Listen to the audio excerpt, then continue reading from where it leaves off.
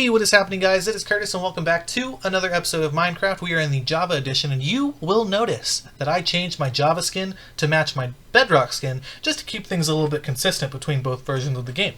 Now, we are in Snapshot 20W46A still because a new snapshot was not released this week. So, I decided that this week what I'll do is I will do some testing in a creative world and we'll check out some neat stuff. I'll give some tips and maybe my thoughts on the updates. The first thing I want to talk about, of course, is the bundle, which requires 6 rabbit hides and 2 pieces of string to make.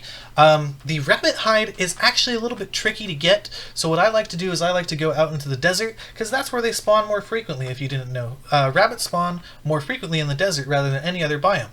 And my tip for the bundles and for rabbits is to either bring a bow to get them from far away or a carrot to bring them up closer to hit them. Otherwise they'll run away from you and it's just going to be a nightmare to collect these rabbit hides.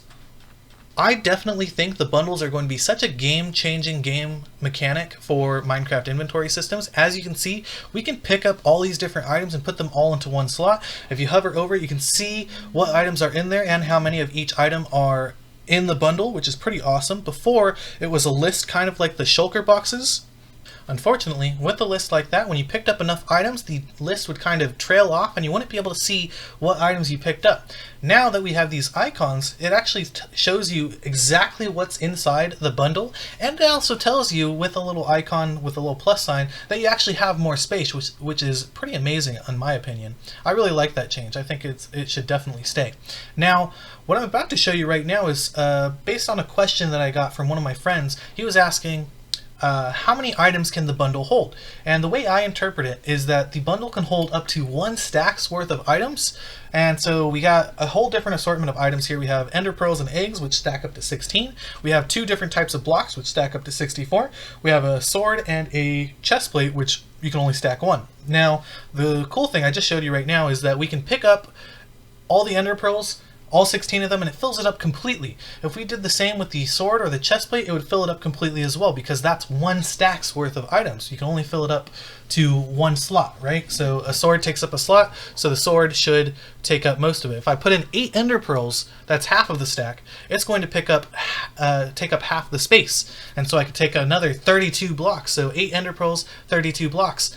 The next thing I want to talk about is honeycomb, which is actually getting a couple new uses in this update. Before, it was only able to be used for the honeycomb block, but now we're going to be able to make candles and we're going to be able to wax our copper so it doesn't weather over time. Now, what I like about the candle is that there's 4 different variations of it, and it's multicolored as well, so it's going to be such an incredible decorative block, as you can see right here. And it kind of reminds me of the sea pickles almost, because you can put 4 sea pickles. But let's see, let's light these up. Actually, let's set it to night. So let's see, time, set night, and then we'll grab our flint and steel, and we'll light these up, and we'll see how bright it actually is. So 1, it's actually not too bright. Oop, lit myself on fire. That was pretty bright. That one's a little bit brighter, of course. 3 is brighter. 4, that's the maximum brightness. It doesn't actually seem that bright, but let's compare it to maybe like the torch.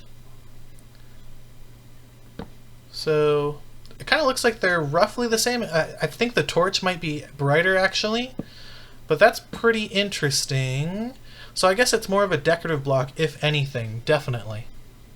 Speaking of honeycomb for the candles, we can actually use honeycomb to wax the copper as well, which prevents it from weathering over time. Now, I've been doing a lot of testing with the copper, and I just set the tick speed up to way high so that the tick will go much faster than normal, but I realized that copper doesn't rely on tick speed. I think it's over total lifetime for weathering, and I personally think it should be based on tick speed, but that's just me. I also think it kind of takes too long for copper to weather. I kind of wish there was a way to make it weather faster. All I'm thinking is that if you were in a survival multiplayer server and they had a shopping district, weathered copper is probably going to be one of the more expensive things to buy because it takes so long to actually get it to weather and to farm it. And I think you actually have to be near it for that to work. So that's a little bit of a negative on my side, but otherwise I think the copper blocks are going to be pretty amazing in general. But the Spyglass, I absolutely love this addition to the game. I think it's so incredible. And like you can use it underwater, so you can see like, okay, so I see we have this ruined portal down here. Are there any chests? You can see underwater, you can see if there's any sunken ships. It's pretty amazing. I made a video on like an item tier for the fishing rod, and I think that I might actually make one for this Spyglass as well. I think it's pretty cool, and if you hit F1, you can actually kind of use it as a zoom feature, which makes it pretty cool as well. And then another thing I found out, if we change our field of view, let's set it up to the highest, which is Quake Pro apparently. So we can zoom in. I'm going to zoom in on this tree. It's pretty far away, it looks like still, right? And then if I were to change it back to normal field of view, let's set normal. We're a little bit closer, and if we set it down to the very bare minimum of field of view, we get way up close. So if you want to get way up close with things, just turn your field of view way down, and you can use the Spyglass. It's pretty cool. I really like it a whole lot. Now, I really wanted to test this in the last episode, putting down some cauldrons and seeing how fast they fill up and using the powdered snow, but I wasn't able to. But I'm going to place down these cauldrons. I have it snowing based on a command, so we'll see how that works. Okay, one of the cauldrons filled with water. I don't know if it's because I used a command to set the weather or if this is just a bug in general. I'm honestly not sure. I know it's supposed to be the powdered snow if it's snowing, but I used a command, so I'm not sure if that's the reason or not.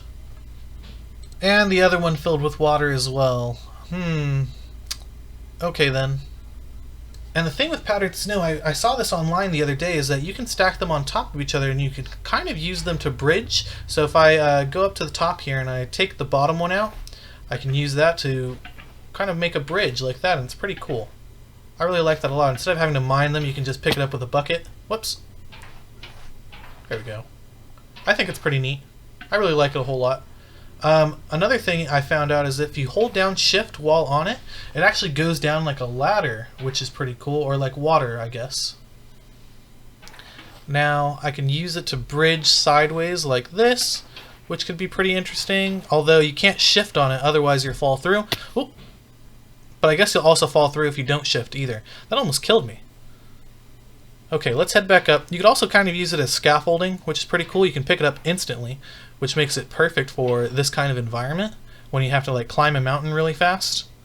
One thing I do want to test though, I heard that you can use it to prevent fall damage, and I kind of want to make sure that's actually working. Let's find a place to do that. Maybe back down here where I fell before.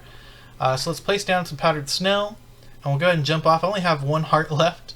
So let's test this out without the leather boots first. Make sure that works. And okay, it did not do any fall damage. That's perfect. Now let's try it with the leather boots. So let's put this back down here. Climb back up and we'll hop off again. And we shall see. Yeah, that's just what I thought. So the leather boots prevent you from falling through.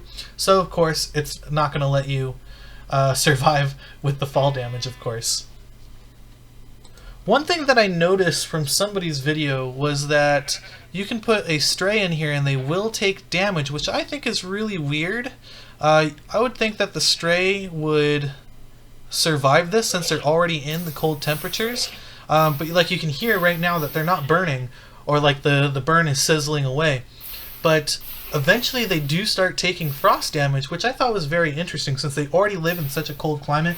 In my opinion, I think the strays should survive from this instead of taking damage, but that's just my own opinion, honestly. Let me know what you guys think in the comments below. Another thing I noticed is that when you're in here, your hearts change. Well, actually, first of all, it starts to constrict your vision, so it kind of looks like you're trying to warm up by like clamping in on yourself, and you also get this frost effect, but your hearts also begin to change in how their appearance is as well. They get like this frozen heart effect, and I think it would be, I first of all think it's a really good addition, but I also think that if we have one for frost, we should also have one for fire. Maybe like your hearts are on fire, because right now we have this burning effect on our screen, but our hearts remain the same, which I think is really weird. Now, last thing I tested this week was working on a charged creeper farm. So I have a super flat world where I turned the floor into glowstone to prevent mob spawns. And look at that, we already got one charged creeper from that. So this is like a very small creeper farm setup where each one of these modules is able to farm one creeper, and each one has a lightning rod so that, you know, when it strikes, it'll let the creeper fall out. So let's see, did one come out of there? No. Okay. But it's pretty neat. When the weather is a thunderstorm, it makes it very easy to conduct the lightning to the creeper. And of course the creepers are already inside there because a creeper farm setup. I might do some adjustments for this later, but I honestly think this is pretty cool so far. Albeit very slow with how many creepers are being spawned. I think instead I'm going to do a creeper farm and then have the creepers, instead of dying inside the farm, they get funneled into one area next to a lightning rod, and I'm thinking maybe that will help. But we'll have to check that out at a later time. If you guys want me to do a tutorial on how to make a creeper farm, just let me know in the comments. I might do it anyway, but I think it's a really cool idea with this new game mechanic. And oh, we're getting tons of lightning now. And then we got another creeper somewhere down there, I think. Let's see. Yeah, we got 2 charged creepers now. Pretty cool stuff, in my opinion. Anyway, guys, thank you guys so much for watching. Remember, if you're not already subscribed, please consider subscribing and clicking that notification bell to get notified when I upload a video. And if you're not following already, please consider following me on Twitter or supporting me on Patreon, both at Curtis Does a Dig. Also, I now have an Instagram, at Curtis Does a Dig. Check it out. It's cool. Anyway, thank you guys so much for watching. I will see you guys in the next video. Have a good one.